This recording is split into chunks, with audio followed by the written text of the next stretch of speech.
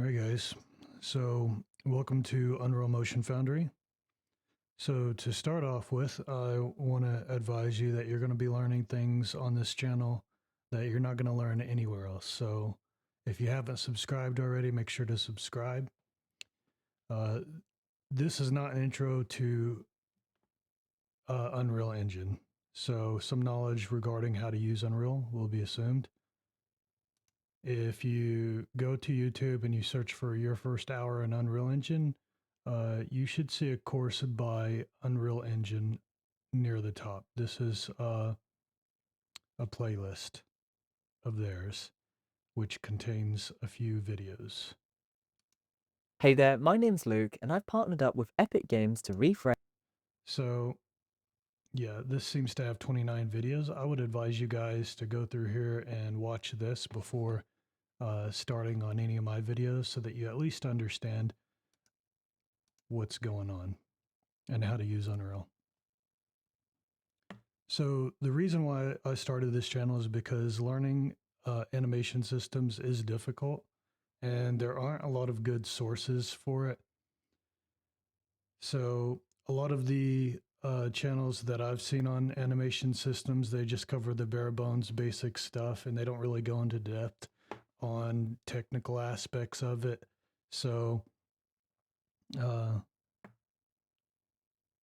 So this channel focuses on the technical aspects of animation and animation systems. That will be the main focus of this channel.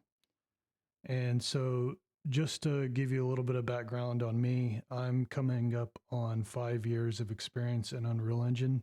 And before then, I spent 4 months in Unity. So these videos will be modular for easy to look up and to make it more easily digestible for people. So I'm going to try to keep these videos fairly short.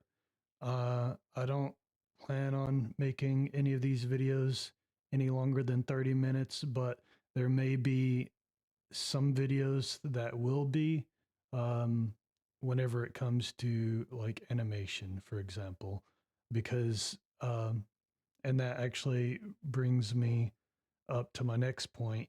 You can't build animation systems without getting your hands dirty, at least modifying animations or authoring them. There's going to be situations where you're going to have to author an animation because things are very contextually oriented whenever it comes to animation, as you'll eventually learn throughout this course. Some of the things I will be covering will be skeletons and deformations, issues regarding skeletons and sharing animations and retargeting animations, reference pose and anatomy, and how that uh, has offsets. So, anytime that the reference pose and the anatomy differs, you're going to have offsets. It's unavoidable. A lot of people don't even know this, but I will be proving that in this course and helping you understand what's going on with that. Why is it that when you retarget an animation, the hand placement is wrong? And I'm going to explain to you, help you understand too, that whenever you have, a character the size of a rat, and then you have another one the size of uh, a cyclops, they're not both going to hold the rifle the same way, and therefore you can't really share the animations between them. You're going to need modified versions so that the character can hold the item appropriately for its size. And that goes back to anatomy. So I'll be going over IK bones and virtual bones. So a lot of you guys might see these IK bones here, and you might wonder why they're in the engine. It's kind of a legacy convention, and they do still use those, but they're less important than what they used to be because I think in Unreal Engine 4.24 or 4.25, I believe, is when they introduced virtual bones. And in a lot of cases, you can actually use virtual bones in place of IK bones if you don't have an IK bone. So that's something to note. So I'll be going over character movement and animation systems because character movement systems are very crucial to animation systems. They go, hand in hand. You can't have one without the other. So that's why I'll be going over the character movement component. As far as the mover itself, I'm not going to cover that for a while. I'll get into that maybe after I've covered more advanced aspects of animation. And that's because Mover is still new. It's still under development. It's still considered experimental.